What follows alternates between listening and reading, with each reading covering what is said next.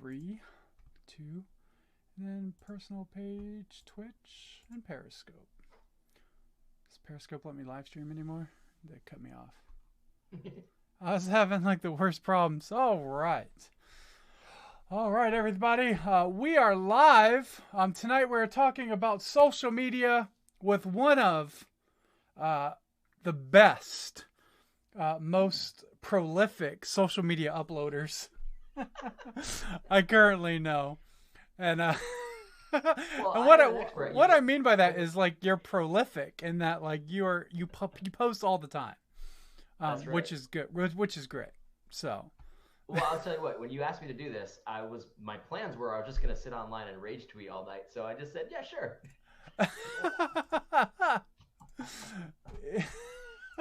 well, well, hopefully this is a lot better than rage tweeting. Although I mean, who It's doesn't enjoy a pretty good fun though. rage? Who doesn't enjoy a good rage tweet every now and then? Oh man. So, AD man, I saw you. I think how long have you been doing like YouTubing right now? Like how Like long's it been? like 3 years, I think, at this point. 3. I remember Yeah. when I first saw you doing it, and like I think I sent you a message that was like, Yeah. "Dude, keep it up, man, because your stuff is really good." And you have, and you've built a very vocal following, which is great. Yeah. No, it's been really good. It's been a lot of fun, and I appreciated that message. It definitely in the beginning wasn't really doing much, and eventually, if you don't do much, you stop. So I never Right, stopped because it's a right. lot of that encouragement. I think the and what's interesting too is that you started this 3 years ago, and you've been saying stuff that you had an interesting position in that you were at first you were warning about what this would lead to, and now Right. you're at a position where you absolutely see exactly all your predictions were true.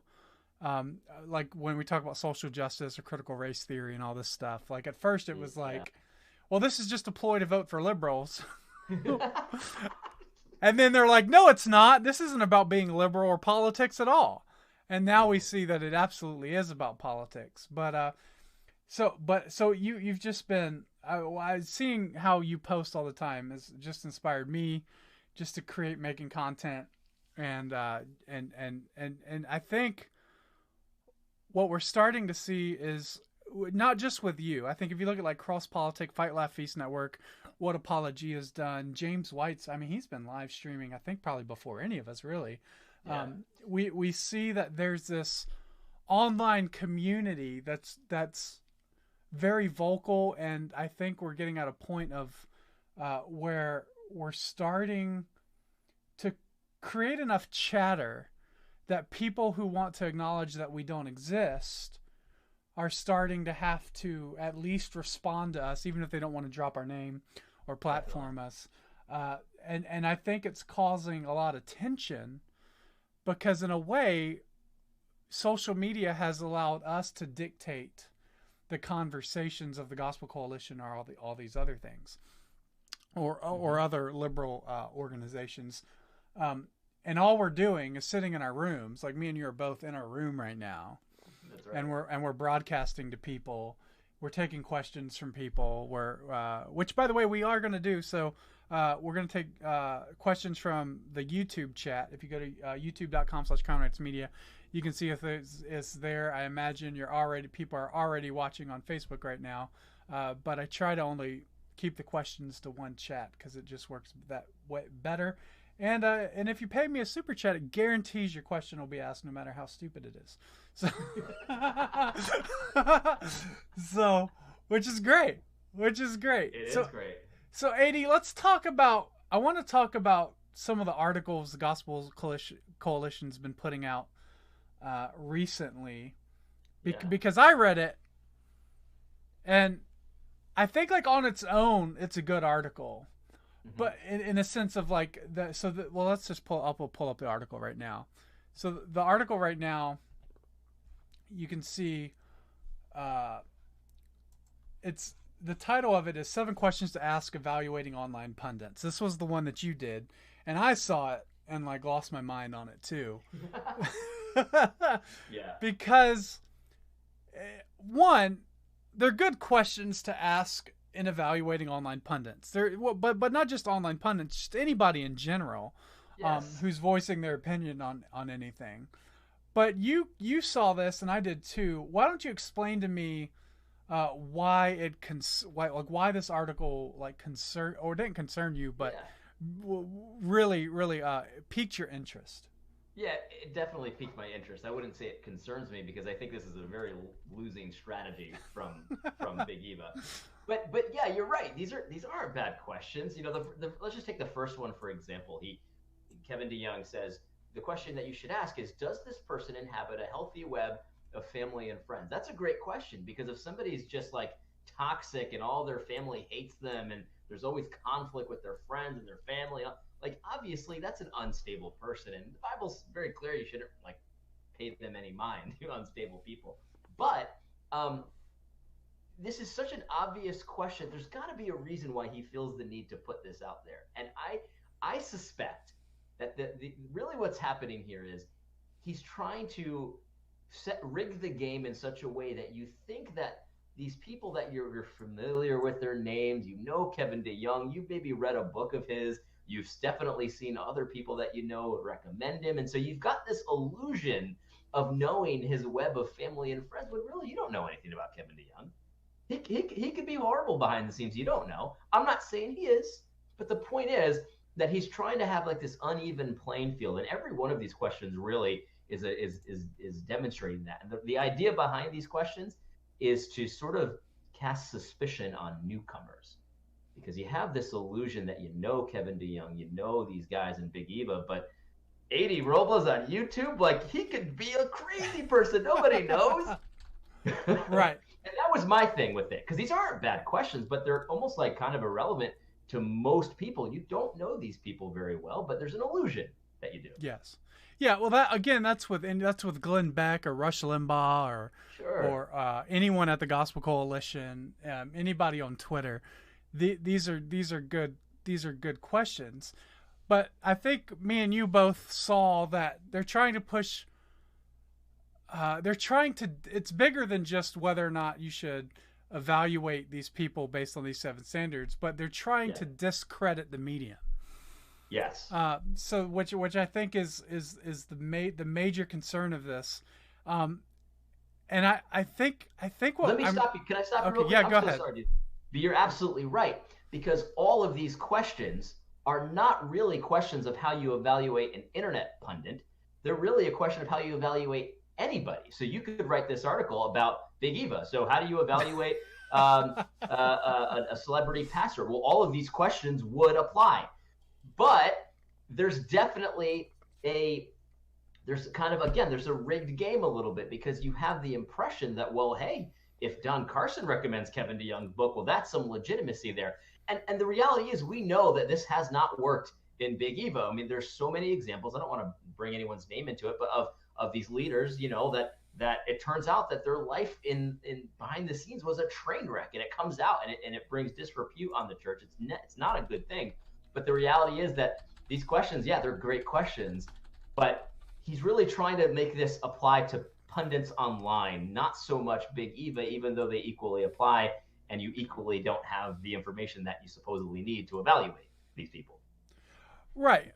And so the thing that I get, I mean, because this isn't the first social media post that the Gospel Coalition has posted up. I think I sent you a link before.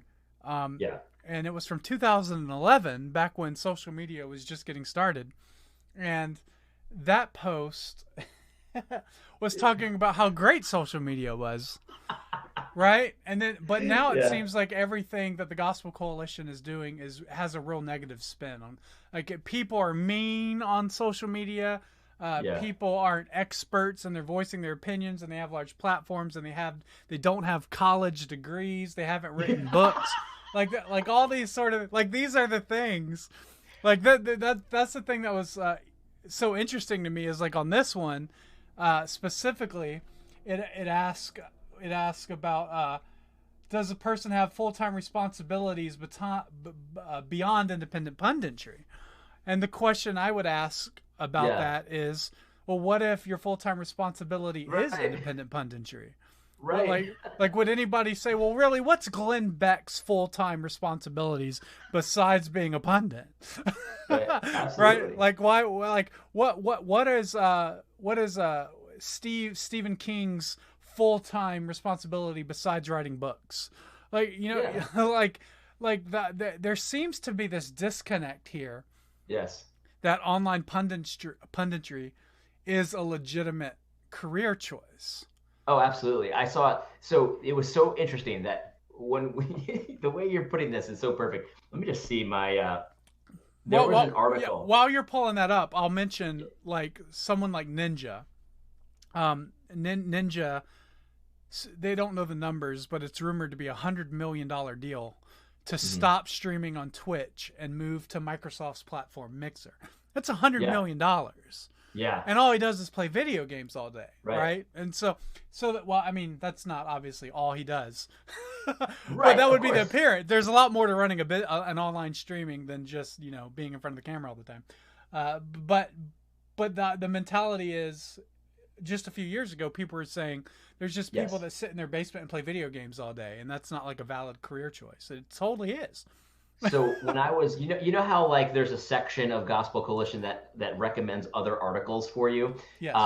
So on this article, as I'm reading the Kevin DeYoung article, I see another article written by another Gospel Coalition guy about why he chooses to write. And one of the things that he says is he says, I'm always interested when people ask me why I choose to write, and like the first answer was, well, it's my job. I write books for a living, and I'm like, it's so interesting because like that is a legitimate answer to that question. I'm not saying it isn't, Yeah, it but for absolutely some is. reason, but for some reason, there is a disconnect here. Mm-hmm. That and I think that this is why I know this article was written under a little bit of duress, because every single time Kevin writes something that's a legitimate question, sort of, he actually knows that there's inconsistency there, because he even says, look, he says, does this person have responsibilities beyond internet punditry? Again, there are exceptions.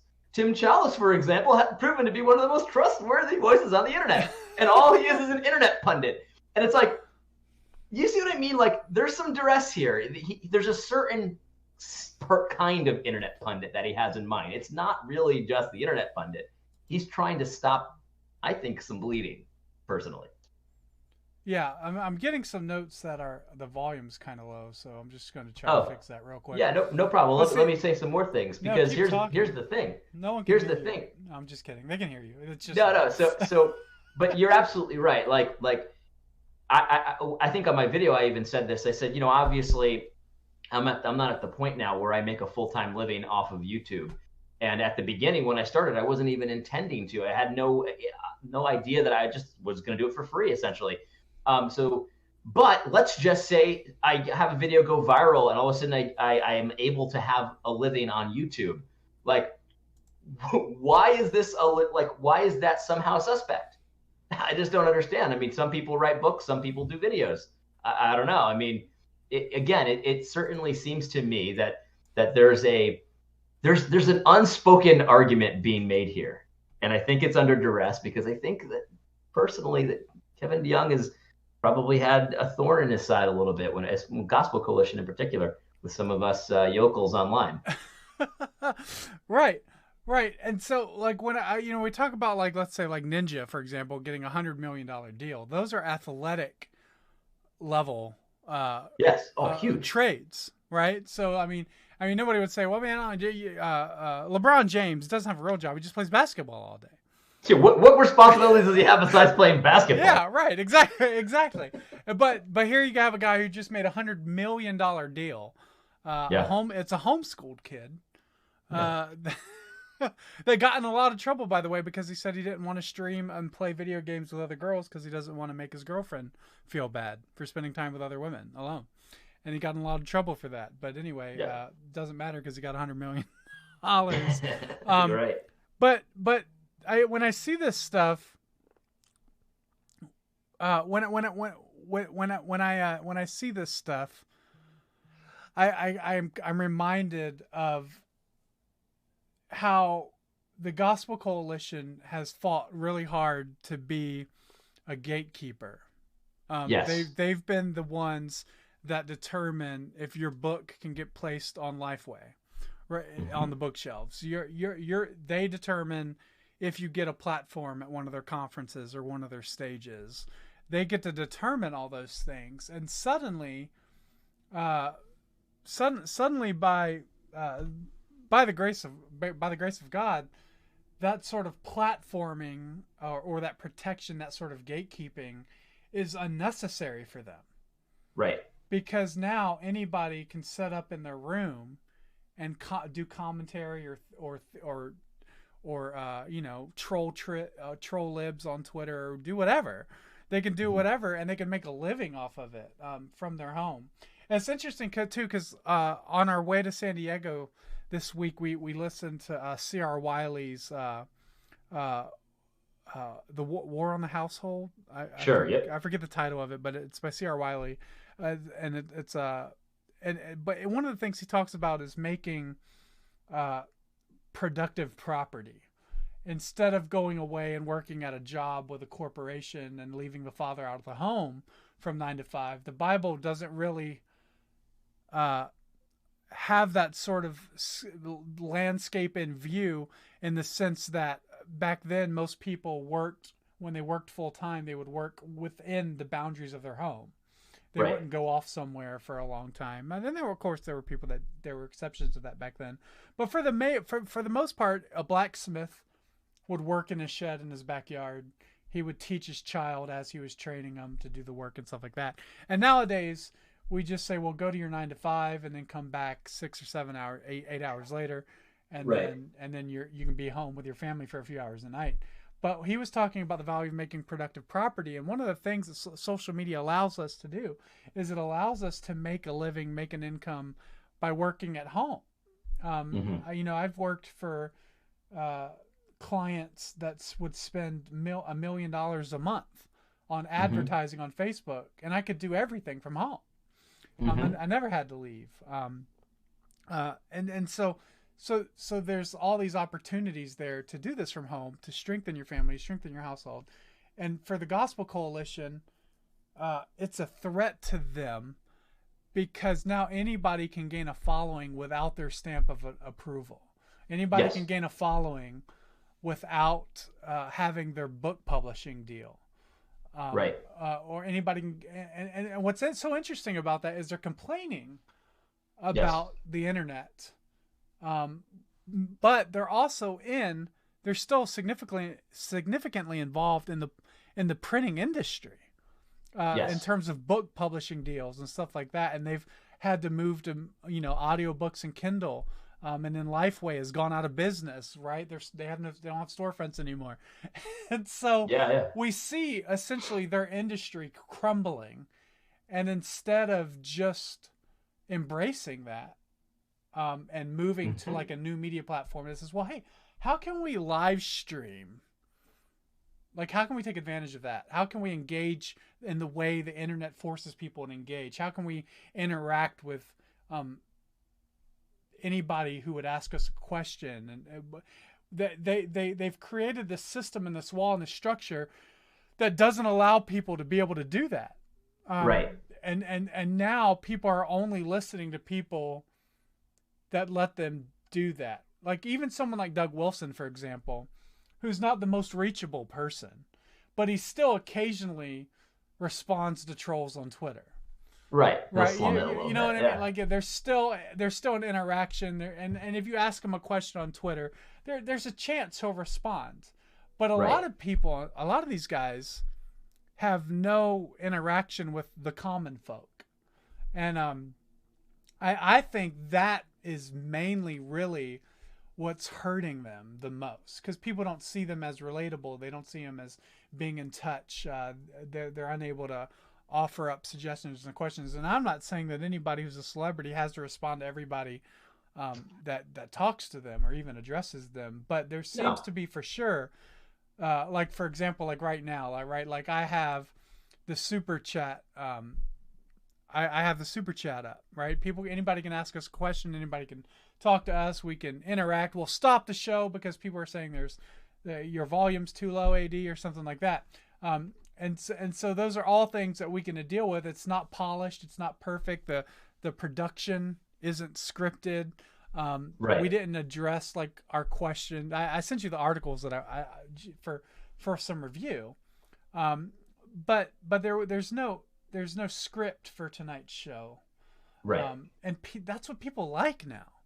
Like people like that. Oh man, like they're gonna go live. They might say something that they might regret. They might have to repent afterwards. There could be trolls in the chat that get involved and like start harassing them and and stuff like that. Yeah. And so those are all things that people like to watch. But those are all positions that the Gospel Coalition has kept themselves from.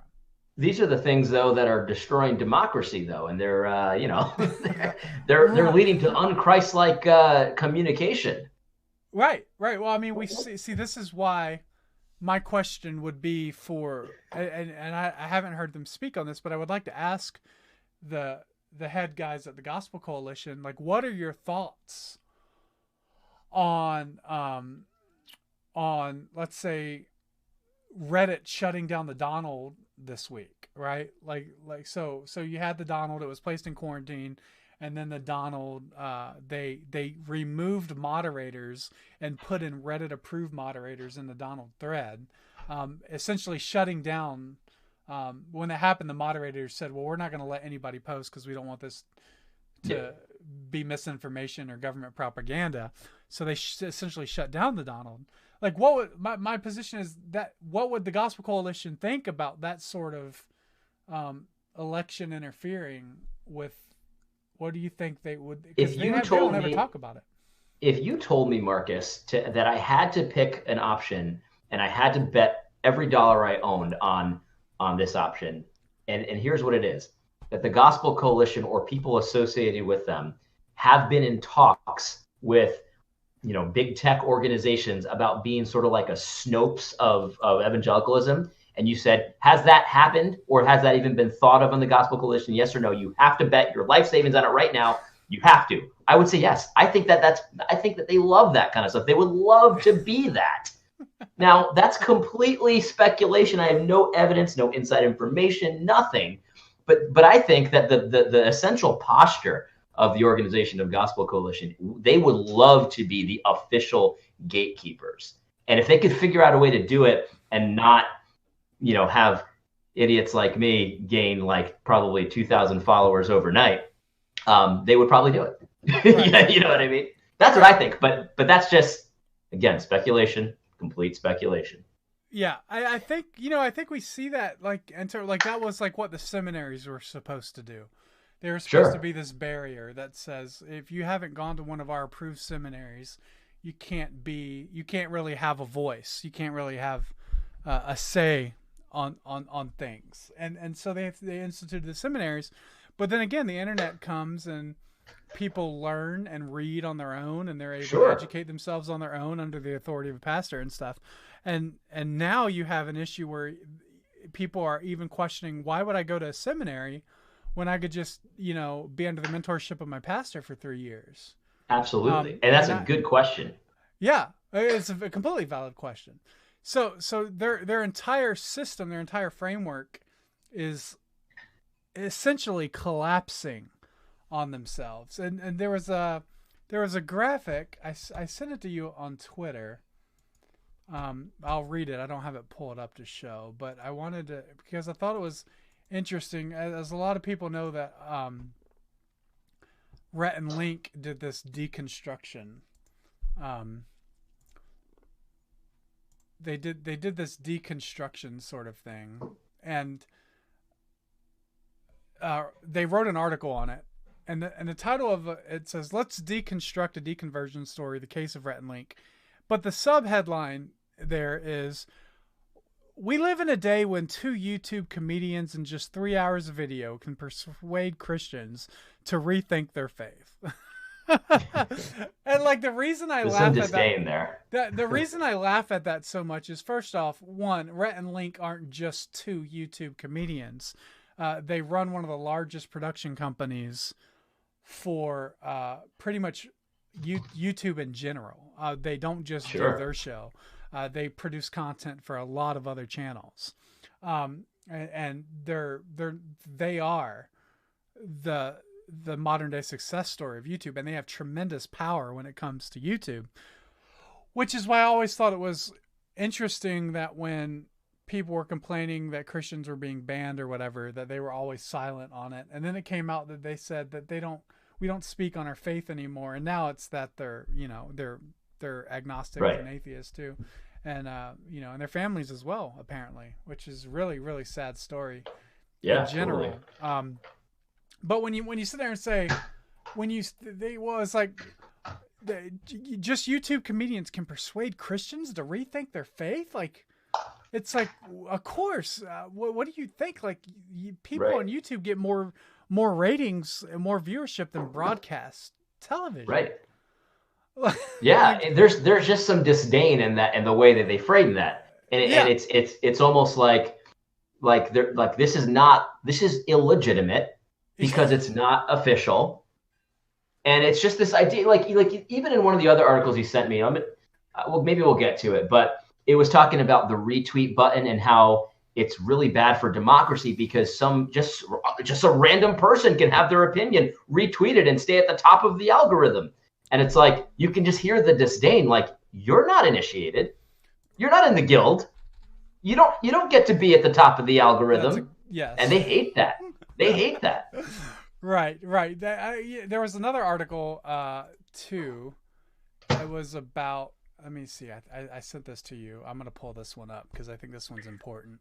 Because the reason is because it's just not true on its face. It's just not true. But also, more importantly, so what? That's often what I feel like when I read this stuff. So this is called No Social Media Algorithm Rewards Grace. Yes. And the reason I find this so interesting is because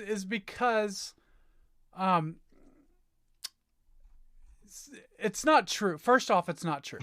The reason is because you have websites like GoFundMe. Sure. Right. So you have websites like GoFundMe. Also, you have YouTube content creators like Mr. Beast, who's one of the #1 YouTube content creators at the moment right now. Right. He's maybe heading toward. He's at least, I think he's at like 15 million subscribers, maybe more. And he got a start when a sponsor came to him and said, "Hey, we're going to give you, $50,000 to make a video." And he goes, $50,000 to make a video? What am I going to do with that much money? Why don't I make a video of me giving this $50,000 out to homeless people? Yeah. And that was how Mr. Beast got started. He would take insane amounts of money and give it to people. So, and he got tons of views from that. And he's tremendously successful, and a lot of his content is stupid and dumb and silly, but a lot of his content too, like one of his videos I saw, he bought a homeless person a house, right? And so he's just capitalized on this idea that let me see how much money I can give away in a YouTube video and still make a profit and see like, and if that gets views, and it does, and he's figured it out. Mm-hmm. And so when I see a headline from the Gospel Coalition that says no social media algorithm rewards grace, I'm like, well, that's just not true. They don't get it. Yeah. Right. But also, it doesn't matter because, for example, on Facebook, I'm going to share, for example, on my Facebook, I share stuff about, me and my wife and our anniversary, and we went to San Diego. Here's pictures of family, like that sort of thing. Right. Which isn't really about grace, really. It's just, this is my more personal life. This is what I'm doing. This is what I'm thinking about today. But Twitter has created a platform for itself that's really just about fighting. Yeah, that's true. That's really what Twitter's become. And you say, well, Twitter doesn't reward grace, but I don't think it's for that. I think Twitter is great for debate, and I know a lot of people would disagree with me on that, but I can explain that. Twitter is great for debate, and it's great for exposing the wickedness of people. Sure. And so, a lot of people say, well, you can't have in-depth theological debates of 240 characters. And my response to that is, well, you can if you're wrong. Because it's very, very possible to have Sure. very complex debates in a very limited amount of space that Twitter gives you. I've done it before for a long time. And it's always the people who can't answer questions that always resort to, well, Twitter's Sure. just not the place for this. Yeah, Right? yeah, of Right. course, Twitter's of just not, course. this is just isn't the right outlet. I need all the, but if you're arguing presuppositionally, Twitter is perfect. I'll tell you what. So yes, and let me say this. Let me say this. I think that, and it depends. You have to have a deeply biblical view of grace. I think some of this kind of rage tweeting and exposing the darkness actually is a grace in and of itself, in some instances. I was going to say on YouTube, I've talked about this a couple of times, and I think you and I have talked about this before. But I used to watch a lot of To Catch a Predator clips, Dude, and Chris Hansen is back though. I know he's back. I know. A little bit. He's questionable nowadays, but he kind of doesn't get social media either. Speaking of social media, no. But you know what? I have more respect for Chris Hansen for trying. yes, he definitely tries. Yes, He's a guy. He has no money. He filed for bankruptcy, and here he is going after Onision like he is. yeah, It's tremendous to see him try, and yeah, he's gonna get, the more he does this, the more money he'll get. But again, like even someone like yes, Chris Hansen from To Catch a Predator humbled himself yeah. and came to YouTube with It's a a good very point. terrible video production guy. He's awful. Yeah, Was- yeah. His name is Vincent, by the way. For those of you Vincent, guys that that's don't even right. know, Vincent. Vincent. Yeah, dude, I love this story. I'll probably be using this story for years to come. But yeah, so Vincent just was terrible. And Chris Hansen eventually fired him, thank God. And now he's doing stuff on his own. He probably does have somebody helping him out. That's definitely staying behind the scenes now, I'm sure. Yeah, And, I would too. yeah, and so, but we see, like, when I watch Chris Hansen stuff, and I'm like, man, that guy still saw value in Totally. in stepping down and interacting with people the way he does. He takes audience questions, he Hmm. posts responses from people. He really did like lower himself out of the broadcast, and a lot of that too was because he was fired. Yeah, yeah. But But still, he didn't stop and he didn't just spurn it and all that kind of stuff. But you see, the thing is too, like To Catch a Predator clips on YouTube. You might think, oh, that's just, you shouldn't watch that. Christians shouldn't watch that kind of stuff. And the reality and the algorithm is just all about raging against you. And I think there is a grace there when you see pedophiles getting their just desserts. And it's like, I personally believe that some pedophiles would watch that stuff and be like, you know what? Maybe I shouldn't, yeah, that's maybe I right. shouldn't feed this beast anymore. You know what I mean? That's exactly right, and that's an issue of using social media for justice and not grace. And There you that go. itself, as you say, is the grace. And so The grace of shame, yeah. yeah, Tim it's Bailey very thought. valuable.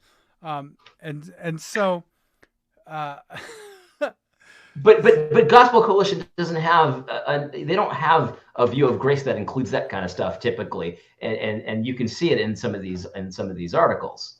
right. I mean, like this article right here, it says, we'll need to understand the many ways in which today's social media platforms create conditions that may be hostile to democracy's success. So now social media is going to end democracy.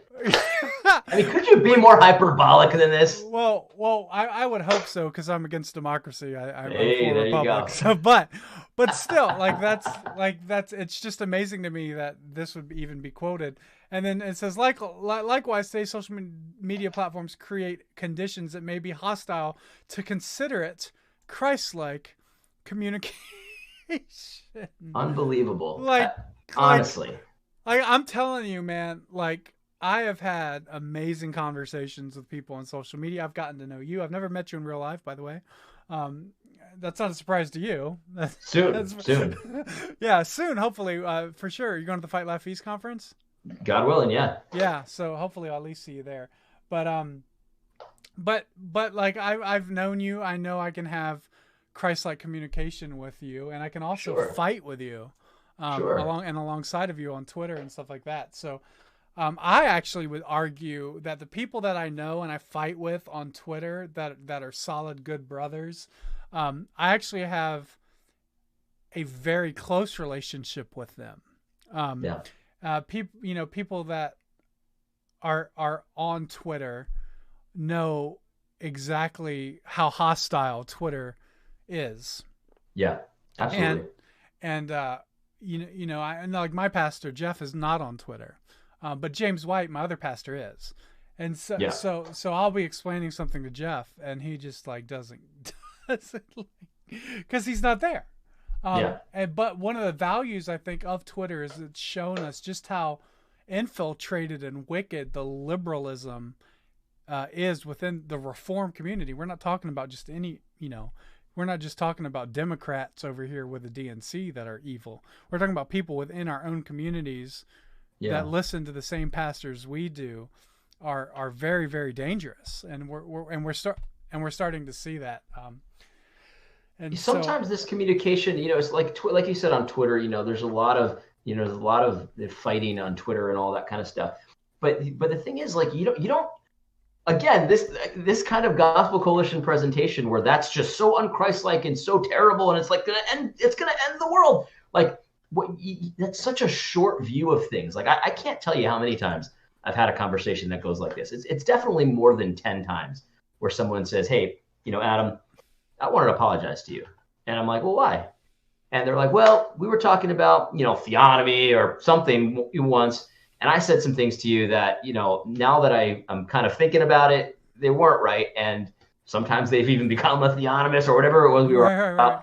And he says, "I just want to apologize to you." And I barely remember that stuff. I never do. That happened to me at the G3 conference, like with at least 2 or 3 people. They were like, I was like really mean to you on Twitter. And I'm like, I honestly, I wouldn't. You're not the first, and it doesn't hurt my feelings. And sometimes I've been that guy where I've gone to this person and said, "You know what? Mm-hmm. I shouldn't have said this, and I was kind of harsh with you on this. You were right. I was wrong." And it's like, dude, I don't even remember that. Right. Actually, someone came up to me and asked me about something I said to him a couple of years ago about him, and knowing what I know now, I said, "Hey, I wouldn't have said that at the time." And it was a beautiful moment. Like, I've never met this guy, and it was just like, "Thanks for telling me about it." And not just, and he said to me, he said, "I would have probably held this against you if I didn't tell you." Yeah. I'm very glad that you told me, you know what I mean? Right. And so let's end with so let me say this. I'm sorry, Marcus. This is your show. But so what does this tell you that the manager of social media at Lifeway Christian Resources, who wrote this article that said the social media is going to destroy the world? By the way, he was doing a great job using social media to get people in the stores. Right. But hear me out. Okay, go ahead. So yes, you're right. What does it tell you that this person probably, he's not writing about that part of social media that you and I have had multiple experiences where we've got these beautiful Christian moments with people that we fought and stuff like that. What does it tell you that he doesn't even seem to know that stuff happens? And he's the manager of social media at Lifeway Christian Resources. Yes.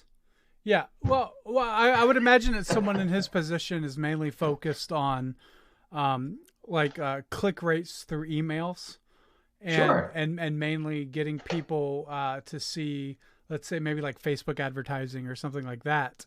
Sure. And then following that up for sales, which is a completely valid use. And I've worked in that industry, and I know how, I know how to manage Facebook pixels and stuff like that to get that sort of information. But when it comes to the sort of, when I'm speaking about social media now, this is my encouragement for people that are watching this. The level of production that you can do in your room right now through live streaming, whether it's on Twitch or live streaming to Facebook, for less than $500, the amount of production that you can do is unimaginable.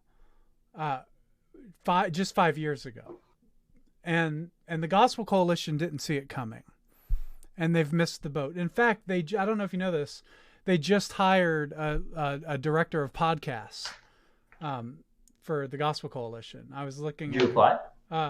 I was asked to apply, but I figured that, I mean, I would do it with utmost creative control, and I don't think I would ever get utmost creative control. Of course not. But I just thought it was interesting. It's 2020, and you guys are just now realizing maybe we should have a person to manage our podcast and really like do that in a serious way, and not just the way that they've been doing it, which is just recording talks and stuff like that. They're going to get into more storytelling and stuff like that, like more NPR style. I know this because I looked on LinkedIn and found out who they hired and was trying to figure out sort of, not because I'm a stalker, but because I like to figure out the direction organizations are going with their media. And so I like to be on top of things and make sure that I'm ahead of the game in terms of what I'm doing. That's why. So I know they're going to go more NPR style storytelling podcast, which honestly I think is great because those are the kind of podcasts that I listen to. But it's like, wow, it's 2020 and you guys are just now thinking you guys should be doing this. But you're not. But I don't think you're going to see Russell Moore do a live stream with an Elgato Stream Deck setup where he can change camera angles from his desktop. Like you're not going to see that happen. And so this is my whole point, and this is why I bring this up, because their Gospel Coalition has missed the boat, and they're still missing it to the point where they've got a guy who, you're right, Marcus, his position is a completely legitimate position at Lifeway. We need people to look at the metrics and look at the numbers and the click-through rates and all that stuff as far as driving sales. There's nothing wrong with that. But that actually doesn't qualify him to write this article about how you need to use social media in a Christ-like way. It's not connected. It's a different thing. Yeah. And so they're having this dude with a nice social media title, again, totally legitimate, write an article that misses the boat again, because this is disconnected from everyone who uses social media in from our perspective. Yeah, especially Lifeway's social media. This is my point. They're not in the same universe as we are. That's a brilliant observation. I didn't even think that through in terms of like what the Lifeway social media is used for versus what he's saying. That's exactly right. And so, it's like I see the strategy. I see what they're not doing well with social media the way normies use it. They're not doing well. And so let's bring in the expert to have him write an article about how to use it in a Christ-like way. And his advice is to take a picture of something beautiful and share it online, which people already do. And it's great. I love looking at pictures like that. But this is not a winning strategy for what normies use it for. Right. And then, if you look at this, if I pull it up, it says right here, it says the social media landscape changed dramatically in 2009 with two major additions: Facebook algorithms and Twitter's retweet button. It's just like the way they talk about this stuff is like the ability for people to be able to share stuff and like for anybody to go viral is very dangerous. And it's something that we just can't have. And I don't think there's a winning strategy for these organizations who want to keep control, like someone like the Gospel. I mean, look, first off, let's just say the Gospel Coalition doesn't know how to use social media, first and foremost, because they block so quickly. I've said some pretty hostile things against the Gospel Coalition, but I was blocked years ago before I even thought the Gospel Coalition was even like on the verge of like being bad. I made some like sarcastic joke, satirical joke about a gospel. I was like looking forward to the Gospel Coalition article about this. This was years ago, like because they have these cliche gospel articles. Of course, of course. And I just made a joke about it, and then I realized I was blocked, and I was like, okay. So like they're so thin-skinned, they don't even have what it takes to really make it in this industry. So here's my question for you, AD. Okay. You're put in charge of the Gospel Coalition, social media, video production, all that, the creative, all that stuff, right? Yeah. I think the guy's name is that's doing it now is Morales. But you're put in charge of that now. They've come to light. They give you complete creative control, and even just for the sake of argument, everybody is not a liberal, and they've abandoned all that stuff. So let's take the theology out of it. You can do their social media. What's the first thing you do? Yeah. Well, the first thing I do is I start a show called Internet Blood Sports, and what it is. No, I'm just kidding. I don't know. You know, to be honest, there needs to be a little bit more controversy. I think I'm actually kind of not joking about the Internet Blood Sports thing because, you know, I'm not saying that we need drama for drama's sake, but there needs to be some demonstrations of how to have disagreements, how to fight essentially, in a way that is entertaining, that is direct, but still, we Christians have rules that we play by. We're not going to lie about people. We're not going to call people, I don't know. I don't know what you're not going to call them, but you know what I mean? Like, there needs to be a little more controversy because, to be perfectly honest, the things that the Gospel Coalition writes about, they're just so irrelevant for everyday people. And everyday people do need to have a way to sort of be a Christian in the midst of controversy and know how to do it. Who is the Gospel Coalition's target audience? Well, I've heard on good authority that it's like basically middle-aged women. Okay. So that we'd have to switch that right away. Okay, that's interesting. Yeah. That's interesting because I would say I would have thought that it would have been maybe seminary men.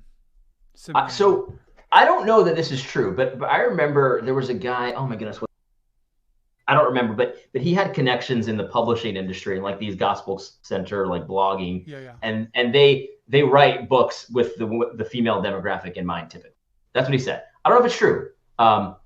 But I don't think that if it is seminary men that they're targeting, they're going to need to shift that a little bit. Yeah.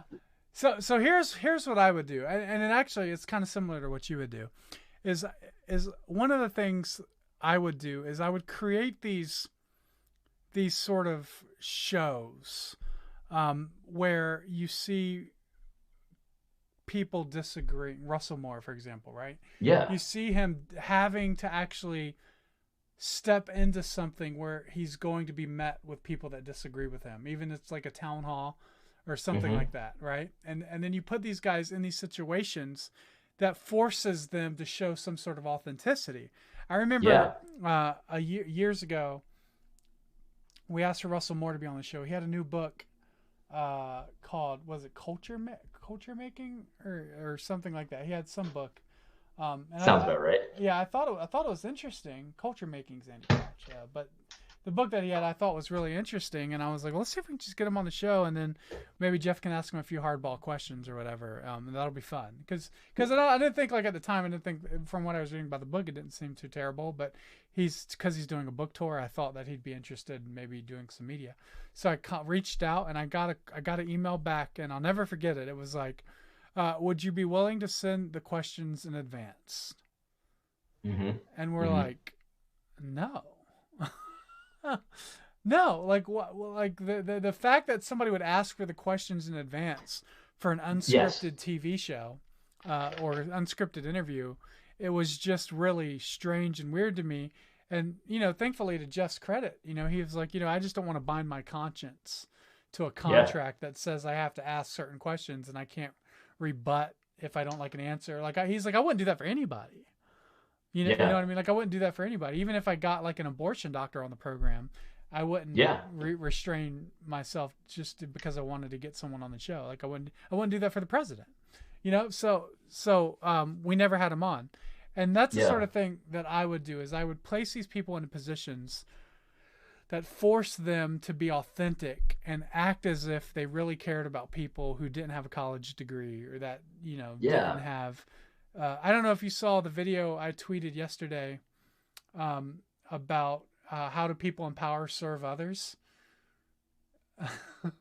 I didn't see that. No.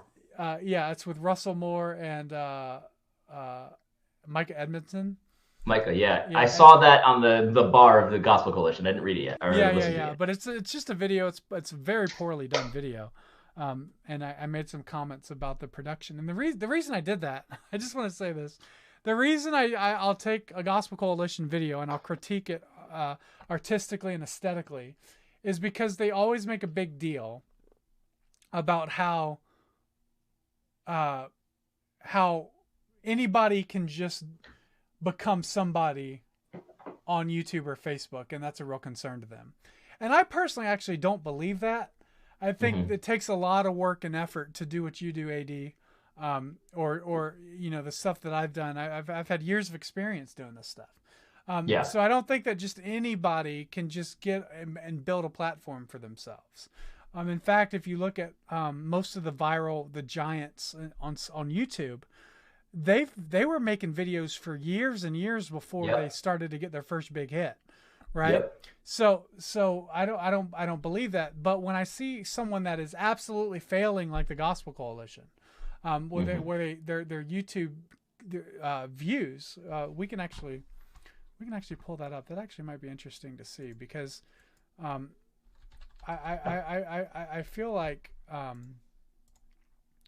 there is a lot more going on with their hatred for social media. I think it's one because they just haven't grasped it. So if you look, for example, their most popular video in 5 years. First off, they have seven. Let me actually. Sorry, I thought I pulled it up. So they have 78,000 subscribers, right there, which is not a lot. In Right. terms of their reach, the reach that the Gospel Coalition has is massive, and so for the Gospel Coalition to have only 78,000 subscribers, when their reach is so huge, and is that's concerning to me. Uh, and Especially when you look at someone like Apologia, who doesn't really have a large reach, who has 200,000 subscribers, right, and growing like that. So I think like there's a Hmm. concern here, that needs to be addressed. But also, if you look at like their most popular video, only has 459,000 views, um, and then the videos that they post regularly, it It's hasn't pretty even sad. it hasn't even broken 1,000. And It's pretty sad. and I just want to be clear that I'm not pointing this out to be like, oh, look at us, like we're way more popular than them. What I'm saying is they're critiquing a platform that they Right. don't know how to use. And Right. instead of saying, look guys, we just don't get the social media landscape.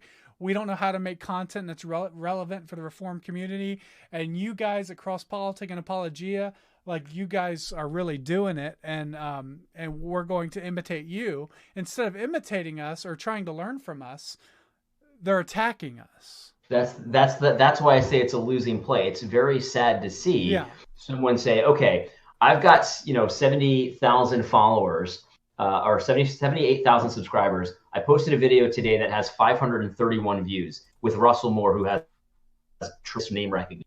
AD Robles has 3,000 subscribers. He posted a video today that has 500 views. And I'm not saying that I'm awesome. That's only 500 views. It's the same 500 views. So they see that and they're like, well, why does he have such engagement when I can't get it? And so instead of figuring out that, they say, well, it's got to be unchristlike communication and it's going to destroy democracy. And furthermore, you just post pictures of beautiful puppies or something.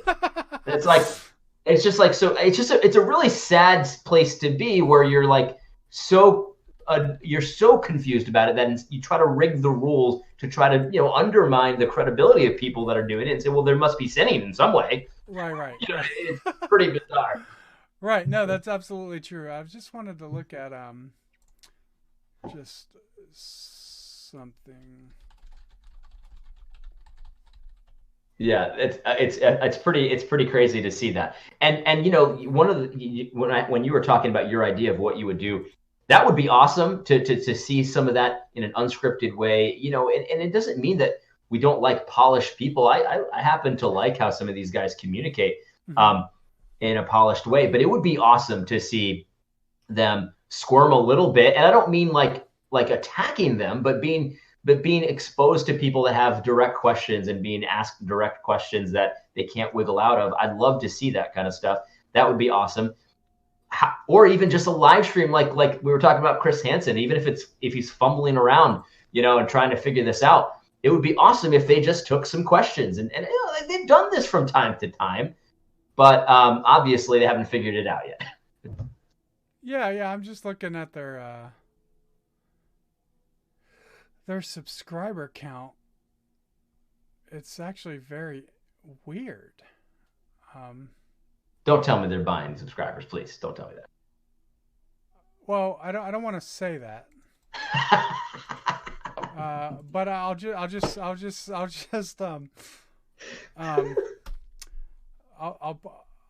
point out that don't say it. It's just very interesting that every single day they get exactly 100 subscribers every single day. I've never seen that before. That's just, I'm not going to say they're buying subscribers, but that's such a specific, that's pretty such weird. A specific number every day. Wow. I wasn't planning to pull that up. I just felt, I was like, well, that's really, because I was seeing if they had any subscriber losses. I was looking to see, like, for example, like right here, like what did they do there? When was the MLK thing? That was probably almost exactly 2 years ago, a little over, I think. Okay, so that wasn't. Yeah. I mean, it's interesting what they did that day. But I mean, you see, like they've kind of remained sort of stagnant over the course of 3 years. They haven't really had any substantial like peaks or valleys other than whatever this was. And it must be very frustrating. I mean, listen, they put out a lot of content and they've got a lot of subscribers, so it must be so frustrating to put this content out, to put so much effort in. I don't know what their budget is, but it's probably pretty big. And to see, 500, 700 views, 1,000 views, maybe, like, it must be very frustrating to then look at yokels like you make $250 on a live stream, whatever it was. They must not like that. I mean, you don't even have a theological degree, Marcus. Right. You know what's interesting about that is ever since that happened, which, by the way, was just a fluke. It's not something I'm like, yeah. Oh, look how awesome I am. It was just a fluke. But what was interesting about that is ever since that's happened, I've gotten so much heat on Twitter from people that have been attacking me very harshly ever since that moment, because I guess they felt like there's sort of a danger there. Sure. And so that's sort of that was just very, very interesting that people saw that one fluke was allowed me to be a threat.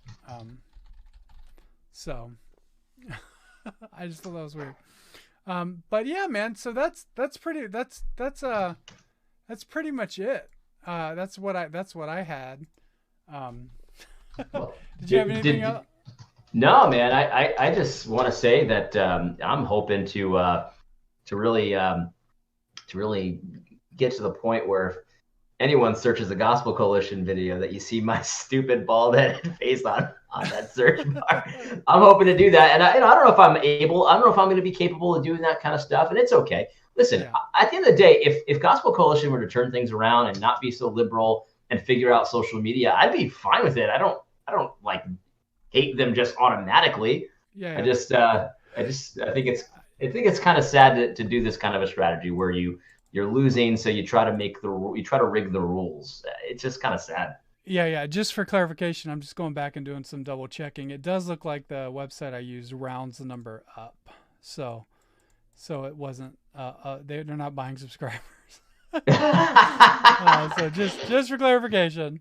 But confirmed they're not buying subscribers. They just have they do have very little subscriber gain though for a platform that's as large as they are. And like I say this too, like I just want to be very clear.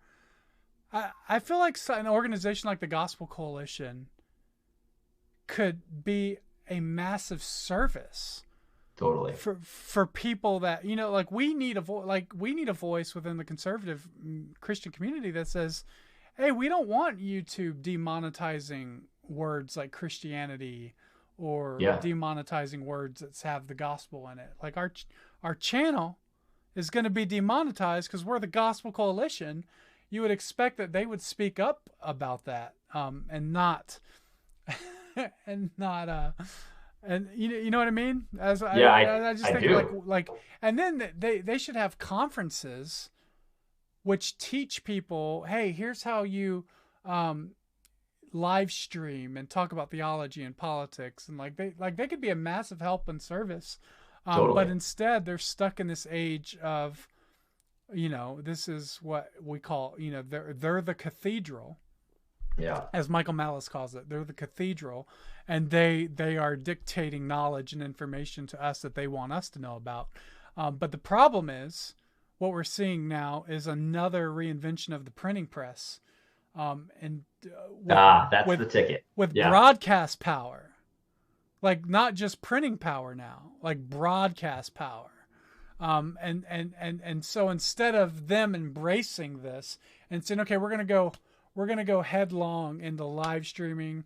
We're like, Gospel Coalition is now going to accept super chats. We're going to read super chat. Like we're just gonna embrace it and yeah. dive in. We're going to live stream playing Bible Adventures on NES. I don't know. They can keep it on brand. They can figure it out. But, but Oh, like that's a good idea. I actually own that game, you should do and that, man. Dude, that's a live good idea. stream. That is a terrible game, but I would love to do that. Yeah, it's awesome. All I'm saying is there are ways they can figure out how to do live streaming on brand, but in order for them to do that, I think they would automatically have to come off brand and actually interact with people and commoners, Yeah, and know they would have to know what sort of content people like. Like I can look at their YouTube chats, their YouTube stats. I can look at their YouTube stats and know right away, these videos aren't working for people. These are videos people relate to, but we don't sort of see that with whoever they have running their YouTube and social media. Probably either isn't allowed to innovate or doesn't care to innovate. My assumption would be that there's a lot of bureaucracy at the Gospel Coalition, totally. which makes it impossible to have creative control, and that's a shame, because they have as artists, like I would love to see the Gospel Coalition just making amazing content. That obviously was theologically correct, but Amen. so. Well, thanks for having me on, man. This is fun. Dude, man, I appreciate you being here. You really are an inspiration to me. I've had a great time. And you can feel free to log off anytime if you want. And I might just hang around and talk to the super chats or talk to the chat like I normally do. But Yeah, absolutely. I'll probably log off now. It's a little late over here, and I got to get to bed. So all good right, night, man. guys. All God right. bless. See you, dude.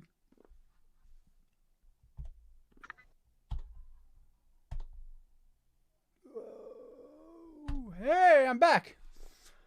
I am back, and I'm here chilling in the chat with you guys. So that was AD Robles. I really appreciate having him on. He's awesome. The amount of content that he makes is really great and fantastic.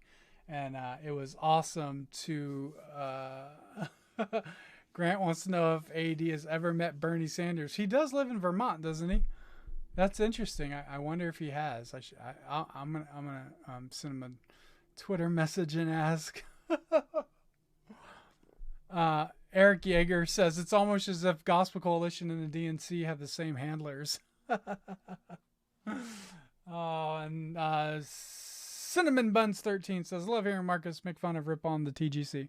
It's easy to do, man, and they don't have a lot of respect for the sort of career choice that I have in terms of making YouTube content and trying to teach Christians that we can see. I think our opinions are diametrically opposed.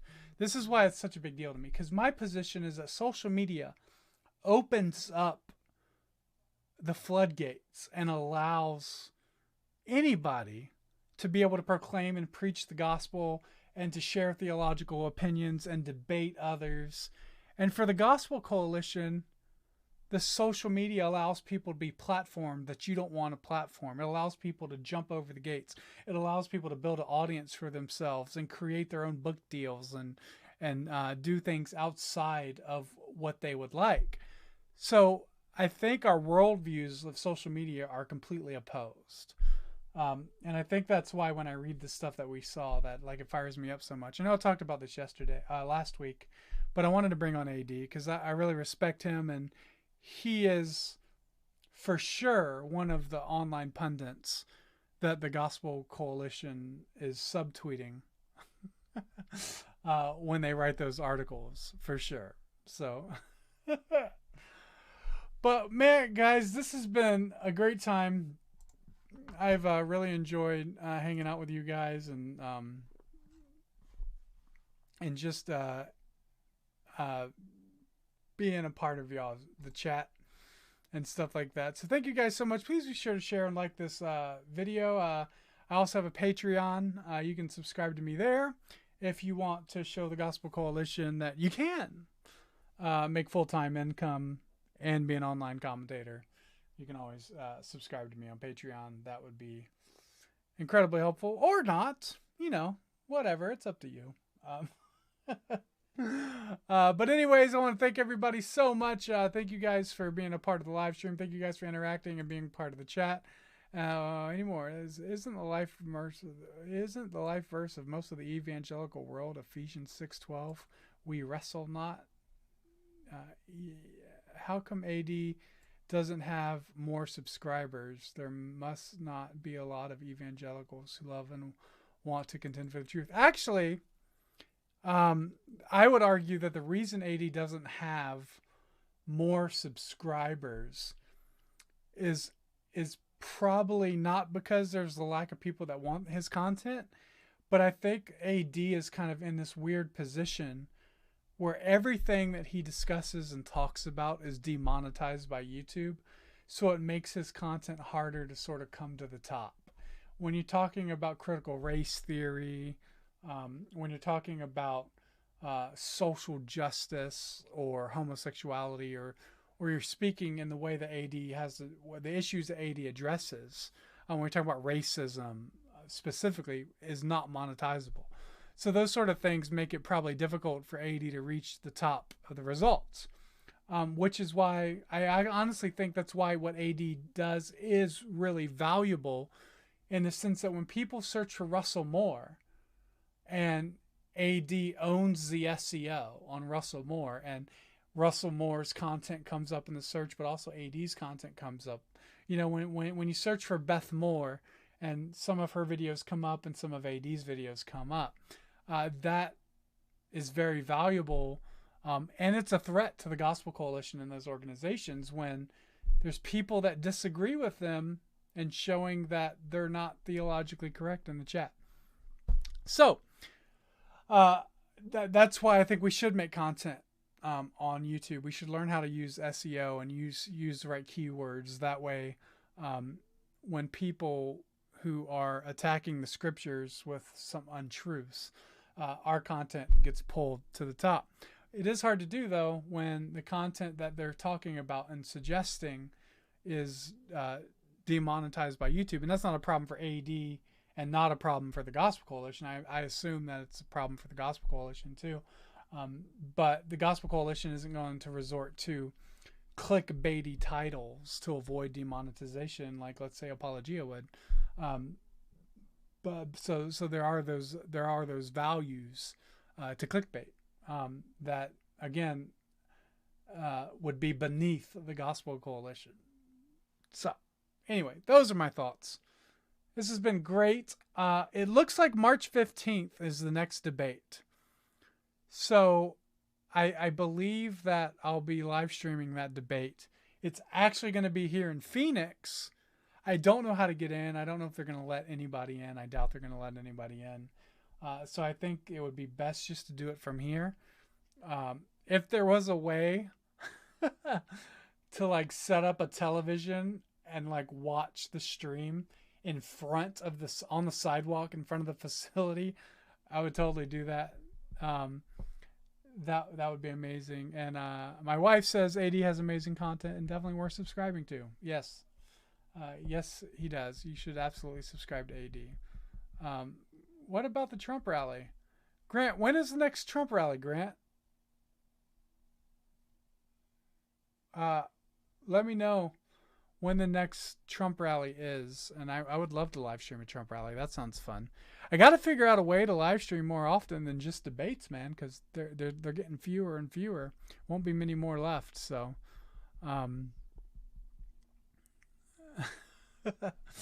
so, but yeah, you guys are awesome. My wife says again, everything on the Fight Laugh Feast Network is amazing. That's right. Be sure to sign up for the Fight Laugh Feast Network. Go to fightlaughfeast.com. You can sign up there, crosspolitic.com. Join the Fight Laugh Feast Club. They got a lot of really good stuff. They had a movie I made on baptism that's on the website. I actually just found that out. It's called Baptism Is Not Enough. I helped make that with Chocolate Knox several years ago. Really good film on baptism and the importance of baptizing your babies.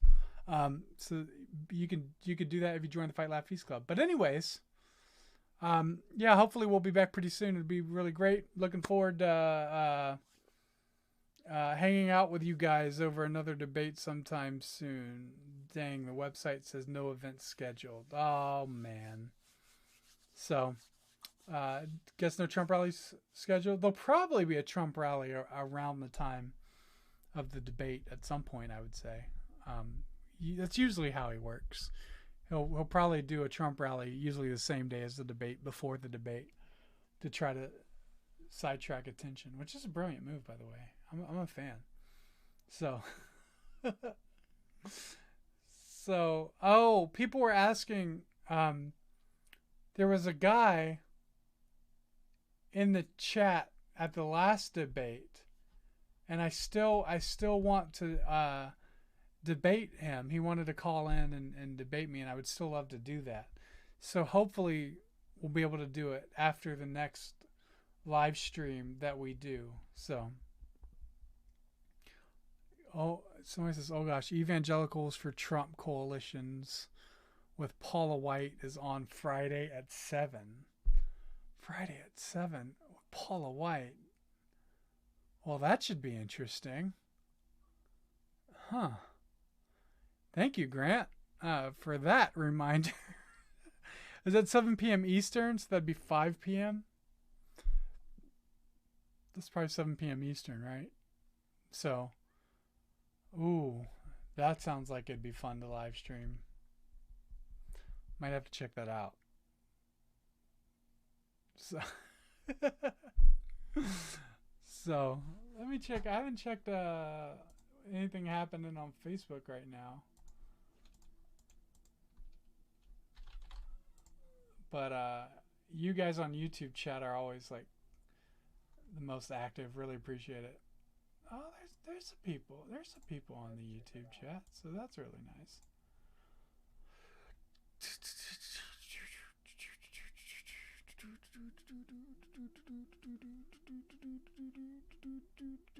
Yeah, you guys are in there. Thank you guys so much for watching and sharing on Facebook. Really appreciate that. Not trying to ignore my Facebook audience, but just trying to focus on one chat, just to keep everything cognitive and so everybody can participate and stuff. So, but anyways, guys, you guys are awesome. Thank you guys so much for joining in. Please be sure to like and subscribe on YouTube and join me on Patreon. Hey, what's up, Lame Man? Lame Man Gaming. By the way, thank you for your Patreon support, Lame Man Gaming. There's my call out for you. So, he's a patron. I really appreciate that a lot, man. It really helps me grow my channel. Even just, $5 or $10 a month allows me to maybe, like, I just got like a YouTube plugin that's like $10 a month this week because I knew I'd have the patron support, and it helps me better do the SEO on the videos that I do to make sure that they're getting seen and stuff. So just every little dollar you guys give really helps out a lot, even if it's a $2 donation or whatever. So again, thank you guys so much for watching. Thank you so much for being a part of the show. Really appreciate it. It's really, really fantastic. All your guys' support and encouragement to do these things, and hopefully we'll be able to figure out ways to get more people who completely disagree with me, because I'd like to do more uh, sort of debating politics with people who don't agree with me. I think that worked really well last time. When you're doing these live streams, you try to figure out like what's the show like, what's it feel like, what's it smell like, how's the show feel. And I felt really good about doing just like a live political precept call-in show that's just like debating politics from a biblical presuppositional point with socialists and stuff. Like, I'm down, but the hard part is getting people to subscribe and watch, and that can only happen over time. So be sure to share the videos, ask other people on your social media to subscribe, you know, do all the things that would make the Gospel Coalition really not like really not like me, because I'm just a nobody in my room who can build a own platform without, you know, college education and stuff like that.